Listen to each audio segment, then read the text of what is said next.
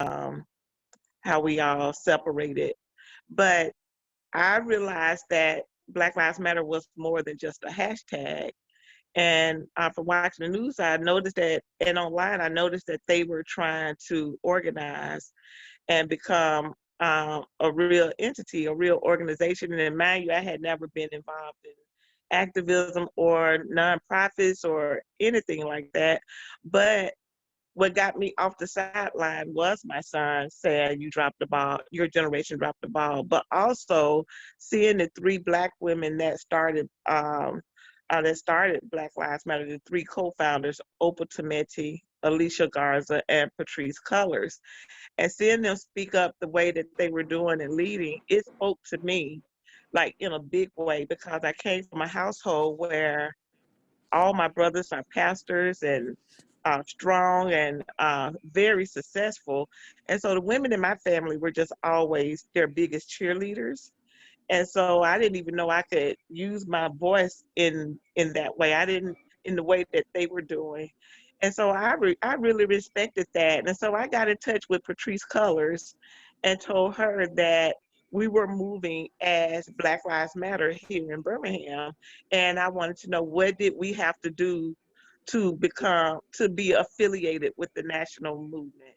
And she said that there was an application process that we needed to go through. But I asked her, would she do a conference call with the folks that we had here in Birmingham, which were a lot of men, and a lot of men were in leadership. And so when I told them that I spoke with Patrice Cullors, and I'm going to bring her on to do a conference call with us, just to share with us the guiding principles of Black Lives Matter, and that if we were going to move as Black Lives Matter, that we needed to, go through an application process and become affiliated. And if we voted against joining the national movement, she wanted us to politely stop using the name Black Lives Matter. And I didn't see anything wrong with that. I respected that. But anyway, she did the conference call with our group. After the call, the group voted against joining the national movement, basically because of the guiding principles, uh, which to me was huge. To me was a good thing. One of the guiding principles was that, or what I got from the guiding principles were that they were radically inclusive, which I didn't see anywhere else with any of the other organizations, that centered the voices and the leadership of folks who you don't normally see in leadership, like trans people, or folks in the LGBTQ community, or women, or young women. And so that really, to me, that didn't say that we were leaving anybody out. It just said to me, it spoke to me that we were just centering those folks who are not normally in this type of leadership, and but it didn't leave men out to me. um, but our group this voted against joining the national movement, basically over they were homophobic and misogynist. It was just a lot going on in that, and they were very, they always said things like, be careful what you ask for, and that there was a gay agenda with BLM. Then there were other folks saying that um, it was just a hard time. But I will say that I decided that I wasn't going to allow that to happen in Alabama, to something that three Black women was leading. I was not going to allow folks, or I was not going to allow folks in Alabama to just take the name of this organization because it's popular, because, for all these different reasons, and not be affiliated with them. It just hurt my heart so bad that I knew that they wouldn't do that to the NAACP. They wouldn't do it to um, the nation. or any of those groups. Right. And so I just drew a line in the sand that day Mm, and said, you all can do whatever you want to do. I contacted um, Patrice Cullors and told her to send me the application and filled it out and became a chapter of Black Lives Matter, the national movement. The next 2 years after that were awful. And if mm, you Google some of our names and in the newspaper, I were bashed online for the next, I know, year and a half to 2 years. And it was very hurtful because my family saw it, my son, my mom, all of my, I mean, it was just embarrassing to the family. And so I had to decide if I was going to argue back or how was I going to move forward. And I just decided to let them say whatever they were going to say and just keep building. mm. I don't know where that strength came from because these were some strong folks, some strong voices in Right. Birmingham. And so it was hard. It's incredible to, your development in such a small amount of time.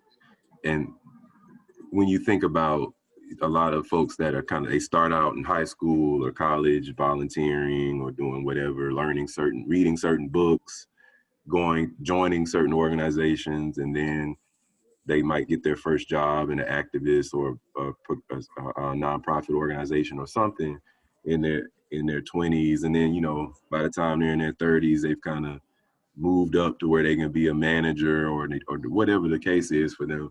And I think for you to kind of come outside of that pipeline and basically come in because of your relationship with your son and wanting to respond to him authentically when he's saying what has your generation done, which we could answer that a lot of ways, but he was frustrated basically, and you're responding to him as a mother, and then you join this conversation with people who probably consider themselves very strong, deep activists or organizers, and you take this principled stance that casts you out.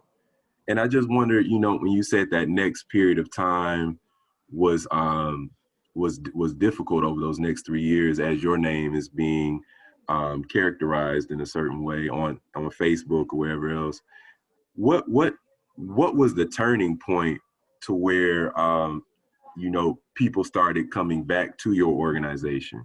When did you notice the tide shifting for you? It was immediately because folks were eager to join a Black Lives Matter chapter that was affiliated with the national movement. So it was just that iteration. It was folks like the same day, as soon as I announced we were affiliated, that were ready to jump on board and move. And so we kept it moving. Um, it was just difficult. So we had been moving for a few months with the old group, right? And so now there was a clash where folks in Birmingham didn't know which group to work with. And so that was the next phase, really, was me deciding and getting with the folks that we had, that we needed to let folks know that we're affiliated. And so I just took a stance and started going to meetings like every day, a different meeting with a different organization. And I sort of, I don't know, I sort of just started working with the national movement in a way, get and having them to validate what we were doing by just saying our names or just letting me tag them or I mean, we had to think of ways because the city was the all of the turmoil, the reason folks didn't like us, in which I didn't mind folks not liking us, really was the work of the old group. So I didn't want to discredit what they were doing anyway, because it was still good work, but they just didn't, but it was just problematic. Some of the ways they moved and some of the things they said were problematic. So I wanted to make sure there was a separation. So this guy had offered me his building. So I decided to do a lunch of the new, I think we started calling ourselves Magic City. the Black Lives Matter Magic City chapter, since the first folks were still doing Birmingham, right? And so we were Magic City, and I would just invite folks to come in and learn about what we were trying to do, which at the time we were working on gentrification, I believe. Now, I was still so new, y'all, I didn't even know what gentrification was.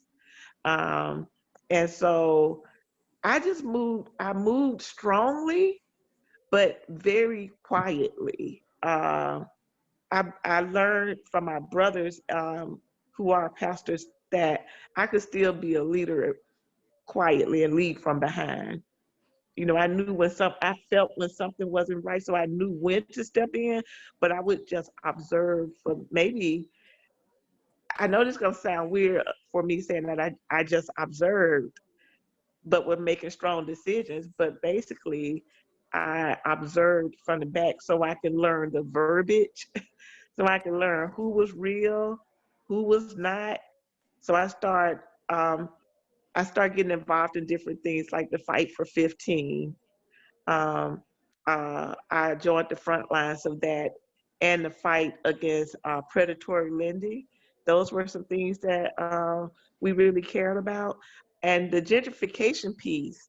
Now, when we started this chapter, like I said, I was into becoming an entrepreneur at the time. I had been, okay, before we went to Memphis, I was living in Atlanta, right? I want to take us back. And I had just, me and my husband was separated, um, and so I was living single. And so while we were in Atlanta from 2008 to 2011, me and my son was homeless. We were sleeping on folks' floors and in folks' basements and things like that. And I didn't want to come back to Birmingham at the time because, you know, I had moved a lot as a young mom. And I wanted him to be able to go to school. A Zoom meeting. Oh, okay. You work. Yeah, I wanted him to be able to go to school with his classmates. So I decided that I was going to stay in Atlanta and just figure things out. So we slept. I remember a letter, and y'all make us see the letter if you go on Craigslist. I put a letter on Craigslist saying, "Mom and son looking for a clean place to live." I ran across that letter recently, and I just teared up. I couldn't believe it. And I believe it was during that time that put everything that I'm doing now in motion. Because I wasn't so focused on the fact that we were homeless.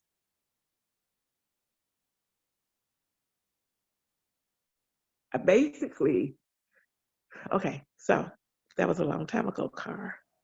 So I basically just asked God to make me a difference maker. I just wanted to make a difference in the lives of others.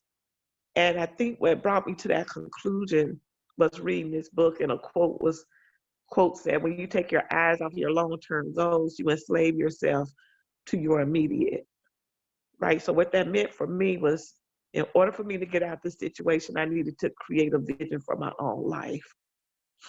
And so at that moment, I was just laying on this lady's floor.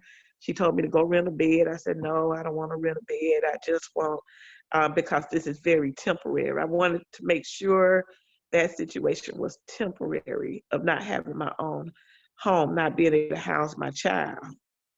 So I created a vision board, wanting to be a difference maker. And I think that set the tone for everything that's happening now with the activism. So after I left Atlanta, I left with a box of coffee. I sold the box of coffee on Craigslist um, to find a place to live in Birmingham. After my son graduated, we came back to Birmingham, and I started a, a business called ASAP Apartment Locators, helping people find apartments, right? So when I got into activism, I was doing very well in my apartment locating business. And I think that helped. I think that hardship helped me be able to get through the tough times with BLM, Birmingham. Like being a woman in leadership was not necessarily what folks was looking for at the time. And so I had to move wisely. And so I set a prayer agenda, favor, resources, connections, and influence and wisdom at the time, because that's what I needed. Because I felt like, I forgot the word that we use, y'all, when you don't feel like you're in the right, like, what am I doing here? Am I the right person for this? I forgot the term we started using. But that's how I felt like, oh my God, what am I doing? So I had to move wisely. And so I knew that I can get through the 2 years of backlash because I got through 4 years of 3 to 4 years of being homeless off and on, right? And because of all the books that I read while I was homeless, just to me prepared me for the moment. And so here I am now in activism, doing all of these protests, um, uh, causing disruption everywhere. And now all of a sudden my business is gone, just gone. Like my brain couldn't even get back to it, making money. But that's how I learned about gentrification. When I first started the apartment business, I was able to find people apartments for like a 1-bedroom for $600 or $700. And then 1 year later, that was gone. I couldn't find those apartments anymore. And to me, being a person just striving to want to be a millionaire one day, a successful entrepreneur, I'm just thinking, oh, people, that's what's supposed to happen. You renew, you upgrade the apartments, you raise the price, right? But I realized that those folks had to leave those areas. And so I went to a meeting one day in Avondale with Zach Henson, I believe. And I asked him, what's the name of this area? And he said, Avondale. And I was like, what do you mean? I used to hang out in Avondale. Avondale is Black. So that was one of the areas that was gentrified, right? None of the Black folks, none of the folks I had leased an apartment to because they couldn't afford it anymore. And so I was actually learning all of these things on the job, on the free job of activism. And I didn't even know organizing was a job. I didn't know any of that. I didn't know about the nonprofits and it sounded like it was better that way. You brought a fresh perspective and fresh eyes, and were able to take a stand based on your principles and integrity, and not necessarily loyalties to different ideas or traditions that weren't serving you. So you were called in and out of a place of really being able to be your own woman. And I think that we need more of that in our work. Thank you so much for sharing. One of Erica's mentioned that you're being very transparent, and she thanked you for that. And I want to echo her. Thank you for being willing to share aspects of your story that I'm sure are not always the most comfortable to share, but it's definitely helpful to hear it, and it's very inspiring. And what we'll do now is pause for some questions from the group, and then we'll go back to our more storytelling style of questions, and then we'll have our last question break around 10:50. Okay? Okay. So the one question that was asked was, with barriers such as the one you faced with creating a radically inclusive group, what advice do you have for other organizations that seek out to be inclusive in a state like Alabama with such traditional religious and/or conservative tones? Wow, that's a good question. You just have to be intentional. And I remember making 2017 a year of, let me see, what was it? A year of radical inclusivity.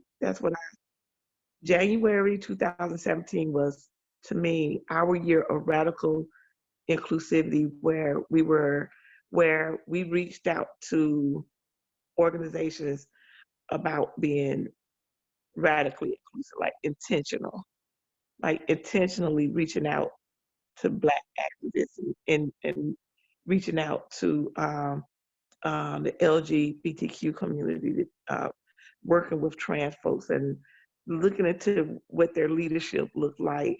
And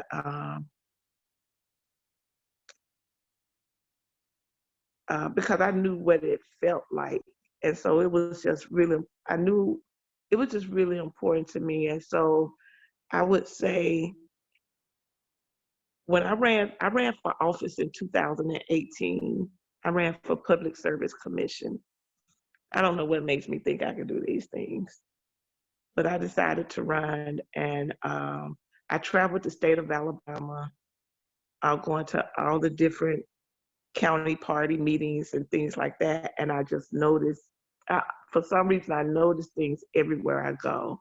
And it's like, where is this being located? Oh, there's no bus route. Why are the meals so expensive? Why is there a meeting here in this expensive location with no bus route? And for my brain, I just go there. And I was supposed to be on the campaign, doing stump speeches. And I'm pulling people, that are putting the leadership over to the side, saying, hey, after this campaign is over, after the election is over, are you open to meeting with me so we could talk about, but she's like, what's wrong? What's wrong? I'm like, where's the Black people?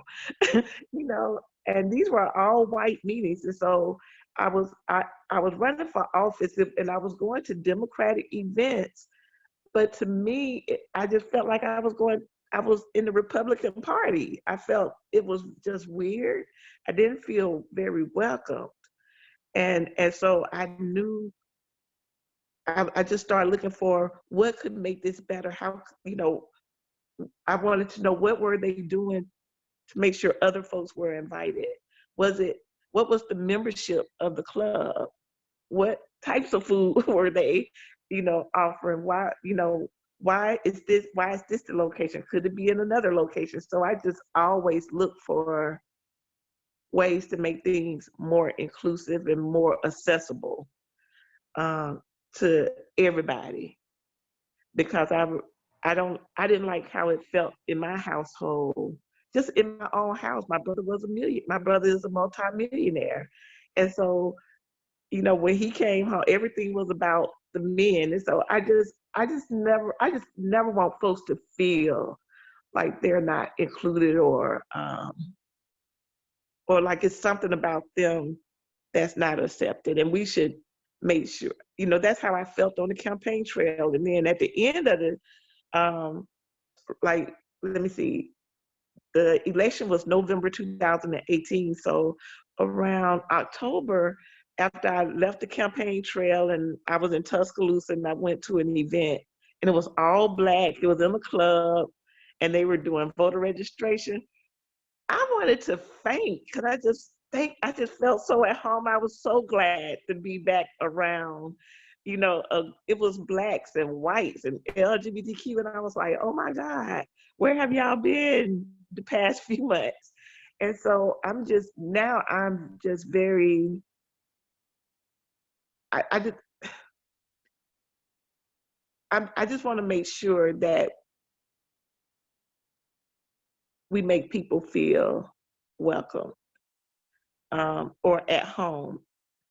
Wherever I'm going to be, I'm going to ask those questions, like, where are the such and such folk? Where, what are you doing to recruit those people?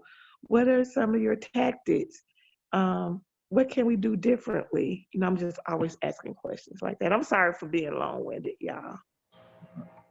I'm sure we could all listen to you talk for a long time.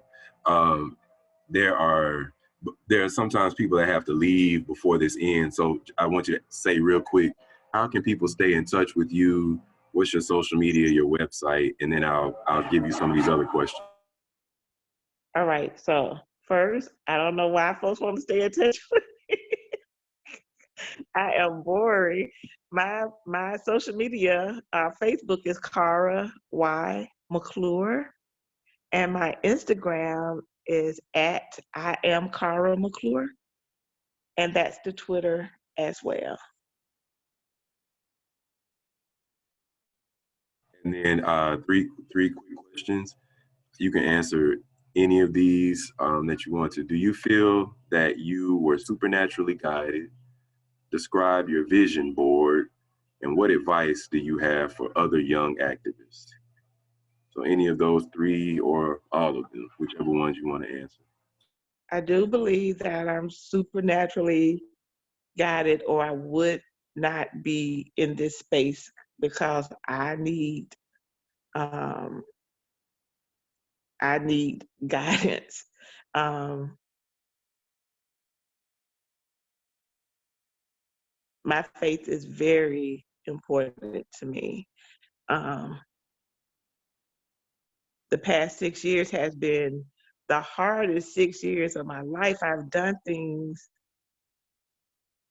I mean, it's just crazy to go from homeless single mom to entrepreneur, successful entrepreneur with no money.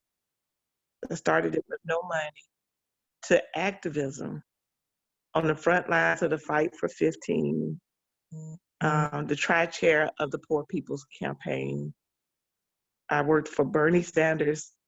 I don't know how that happened. I was just having parties at my house. I was having phone banks and all that kind of stuff. And the campaign, the Washington Post realized I was having a party at my house, and they, a phone bank party, they came and wanted to know what I was doing. And the things just be so normal till I don't see how huge this thing is that I'm doing until someone say, or until someone say something. To me, I'm just doing what God has moved me to do, and I always say yes.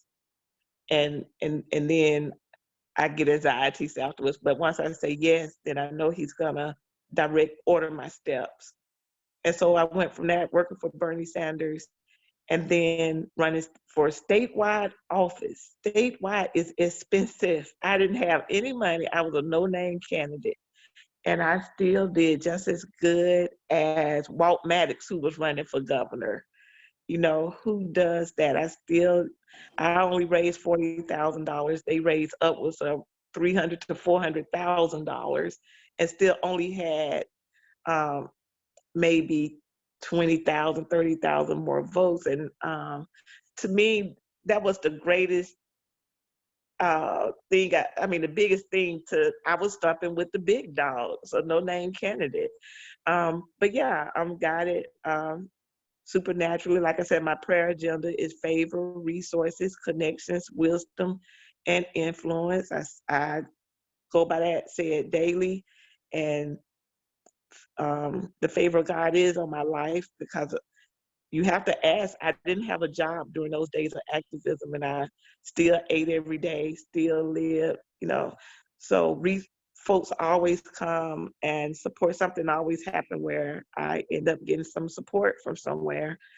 As far as what was the question about the young activists? What advice do you have? And maybe let's save that question till the end, because I have something that'll lead into it. Okay. But the other question they asked is, what describe your vision board? And maybe you just did it when you mentioned your prayer that you say every day. Is that a part of your vision board, or were there things that you specifically saw? I have a vision board, and every time like after I go through some hardship, I may create a new one. But on that particular vision board, I had a Lexus, a brand new Lexus on there. But I also had, because I still thought I was going to be entrepreneur, you know, so I didn't want to lose that side of me. But I also had a book, a picture of a book, and I put Cara McClure, successful author, which I end up working on that book a few years later, and it's called Built from Broken Pieces. Never finished that book, but it's called Built from Broken Pieces. I had Cara and Brandon, Family for Life, Difference Makers. And I had that I was going to be a millionaire and help children in Africa. And I still thought my steps were to become this successful millionaire and then use all my money for helping people, right? I didn't know I was going to be like still be the difference maker or work towards being a difference maker, but with no money. But I remember I didn't want to wait. I remember some of my friends saying when they get rich, they're gonna, do this for the world and do that for the world. But in my brain, I was always, what if my ship never comes in? And I never moved towards helping other people because I'm waiting on that ship to come in. Mm. So I decided to start where I am, use what I have right now, whether if it's some wings in the refrigerator that I can go fry and take to somebody, or if we got some bottled water and folks don't have water, I said, I just wanted my son not to see me in a position of always struggling, but even in our struggle, we could still be a blessing to other people. And you have started an organization now called the Faith and Works Collective. Yeah. Am I saying the name right? And could you tell us just a little bit about some of the initiatives of that group and sort of your vision for it over the next few years? And if people want to support its work, how can they do that? How do they find y'all on the internet? Yeah. Faith and Works the vision of Faith and Works initially was I wanted to bridge the gap between faith leaders and activism and activists and organizers. I saw faith leaders on the sidelines for the past 6 years, even, my brothers, all of my nephews. I have over 20 pastors, not just ministers, but pastors in my family that were on the sidelines of issues that I felt like if they lended their voice to it, it can make a big difference. Also, they weren't involved in civic engagement, and they saw me out there and they saw the work that we were doing, and I just never understood it. And I used to say, hey, we're doing this and we're doing this event, and so for the past 6 years, I just always been thinking of ways and reading books and stuff to figure out how could we bridge the gap and work together. Like it has always perplexed me that the faith leaders and the activists were, at odds instead of working together, and then elected officials. And I just always wanted. I always felt like coalition building and working together was the key for us making success, you know, even, not just around the world, but in our communities. And so I started Faith and Works in hopes of working with faith leaders to work in the communities where their church is located.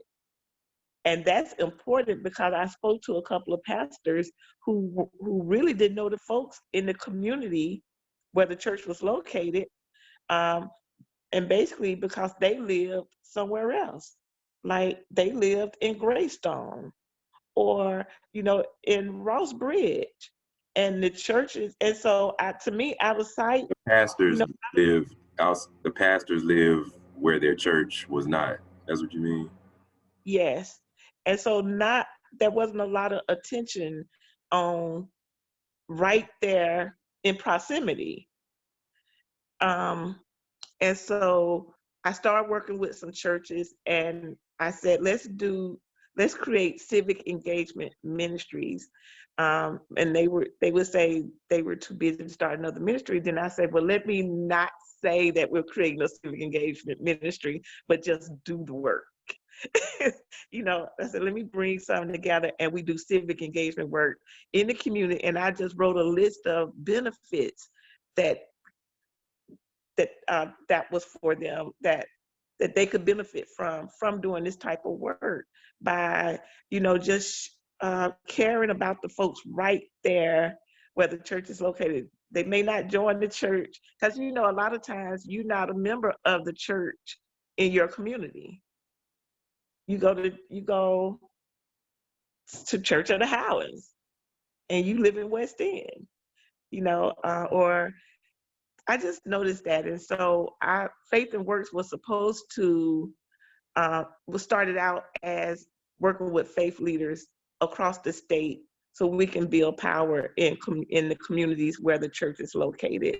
And so there could be a civic engagement, a place where folks could go get registered, a place where we could discuss issues, but then I thought about all the activism I had done. I had spearheaded the Black Mama Bailout, freeing Black mamas from jail for Mother's Day so they can reunite with their families. We had done food distribution, over 100,000 pounds of food distribution to housing communities. We had been fighting for, to end bail. And so I just wanted all of that activism in one place and add civic engagement. And so I just thought, faith, I thought about it one night and said, Faith and Works, that describes everything. My faith and my works, bring it together, bring faith leaders into it. I can continue the activism and the civic engagement. Now, one of the goals that I don't say out loud, but it's to make history across Alabama. I'm reading a lot of Stacey Abrams' work, and Yes. talking to this lady in Atlanta named Tamika Atkins with Pro Yes. Georgia. So, Yeah. I want to make history. I want to, and so that drives me. And, but I know we can do it. And just to put a plug in for those who, the Pro Georgia is the Georgia State Civic Engagement Table.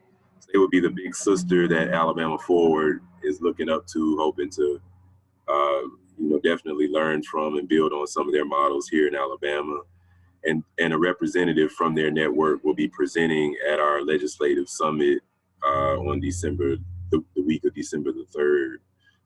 So definitely register for that if y'all haven't already.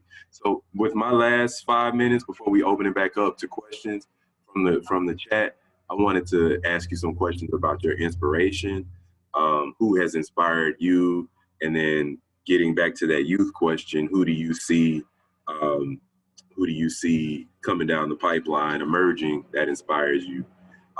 So in terms of people that provided you with training and mentorship, or your peers right now who are keeping you sharp, who are some of the names of the individuals and organizations that you'd like to raise, give thanks to, encourage us to learn more about? Yeah, that's easy. The Poor People's Campaign is near and dear to my heart. I really believe with the work that they are doing, it's going to change the landscape of Alabama if we tap into that work, where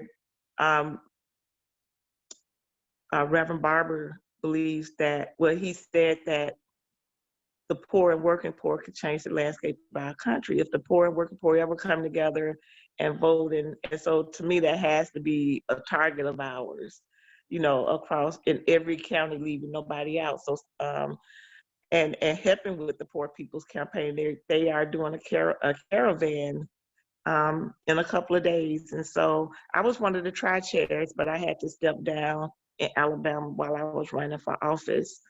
And another group is the Movement for Black Lives. They have an electoral justice project that is led by Jessica Bird. Jessica Bird is one of the young ladies that helped drive Stacey Abrams' campaign when she ran for, I think, governor. And so, and they have,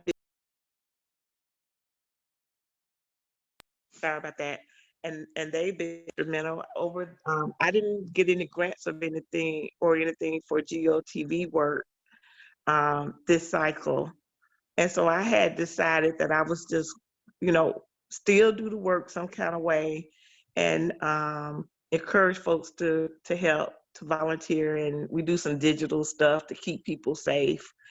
And I got an email from the Movement for Black Lives, and they chose Faith and Works to do a Freedom Fall Fellowship. They allowed me to have anywhere from 5 to 20 fellows, to mentor and to help push the GOTV work. And because of that, I accepted it. They paid each of the fellows a nice sum of $3,000 each for 6 weeks, 7 weeks of work. And so in that short amount of time, I think we text over 700,000 Alabamians and replied to them. We were Wow. able to do another food distribution in 6 housing communities. We we we had on election day, we had party at the polls at 5 different locations where we provided free food, face masks, free T-shirts. At party at the polls, we had a DJ at each location, so we call it Black Joy at the polls. And it was beautiful. They really set me up to be able to be a blessing.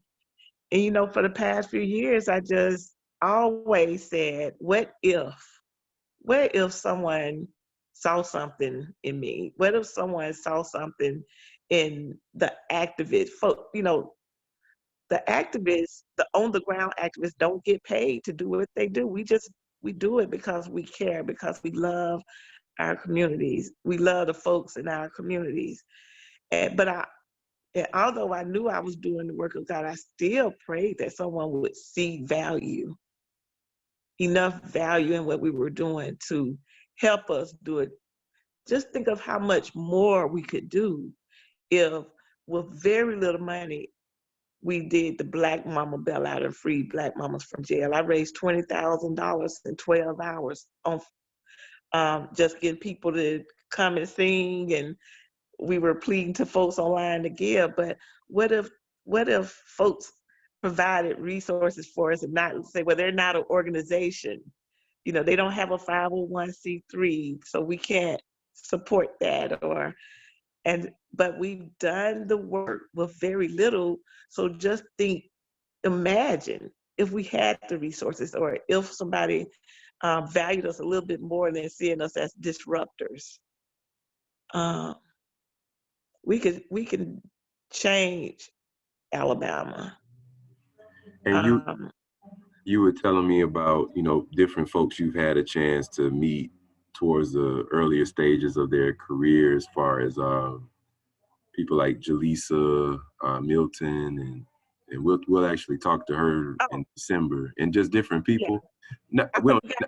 Not necessarily her, but are there folks that within recent years haven't, you look at them and you think, this is motivating me, they're giving me some hope, they're going to keep this going, or they're adding something that I didn't think of, or they're that fresh voice in the room that I was back in 2014.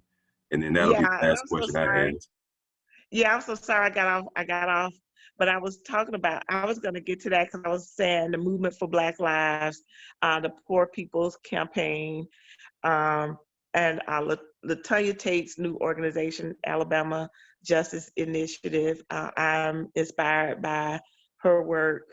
Eric Hall in Birmingham, with BLM, still with BLM Birmingham. And I'm still with BLM Birmingham, and so is Jaleesa. Eric Hall. Uh-huh. Oh. Yes, he's one of the co-founders of BLM Birmingham. And I knew, and there are so many. There's a young lady in Marshall County. She had Unique Dunston. She does these rallies and protests every other week in Marshall County. And you all have to watch her Facebook page. White supremacists show up for every event. And they are getting bolder And I've been talking to her about security, but Unique Dunston is one to watch, and that I'm inspired by. You know, I see her protest. I talked to her the other night about what if I moved closer to that area, because it breaks my heart to see young activists. It breaks my heart to see young activists, you know, having to deal with this. You know, when I was in my 20s, I lived, I partied, I had a great time. I wasn't concerned. And now, like my son and Unique and these young activists, their day consists of fighting white supremacy, being at protests, and then there is Camille Bennett near the Gaston area, Project Say Something, that does incredible work. Right now, we just put together an event in Montgomery. I think we call it Alabama Grassroots Activists for Liberation. We're doing a protest in Montgomery on the 24th around John Merrill, holding him accountable for his actions. And so we want to get folks out to that. And so, so those are the activists that I'm inspired by, and that I think once they get more tools and resources, they're gonna do great things for their areas. But we really need to support them and see if they need security, because they live in those areas where you really can't hide out where you live or where your business is, because it's small. And so I really worry about their safety.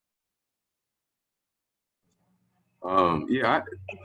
And then Jatan, we had Jatan. Obviously, yeah. Yes, super woman, and Kanisha Brown in Montgomery.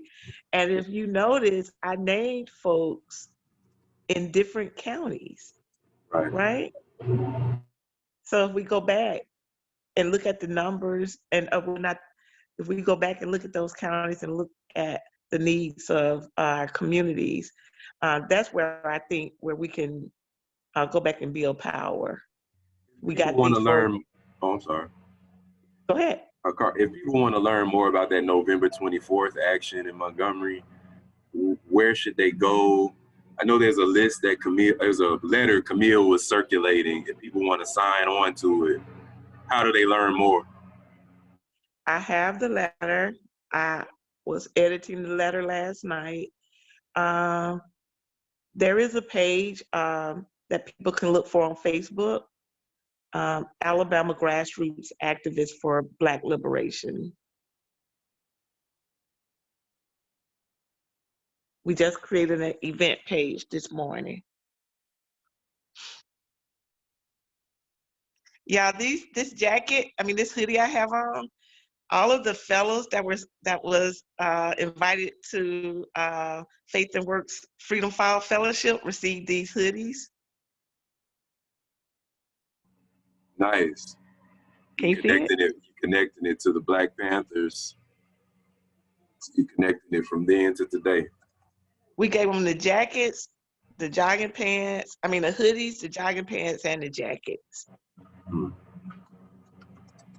I'm looking for the link to that because I wanted to make sure people could, for the note. Yeah, we have to send it to them. If you send it to me, then I'll send it in the notes for today. Y'all, I'm gonna have to jump right at 11. So is there anyone else that had any final questions? I'm gonna put mine on mute, and then feel free to unmute yourself to ask your question.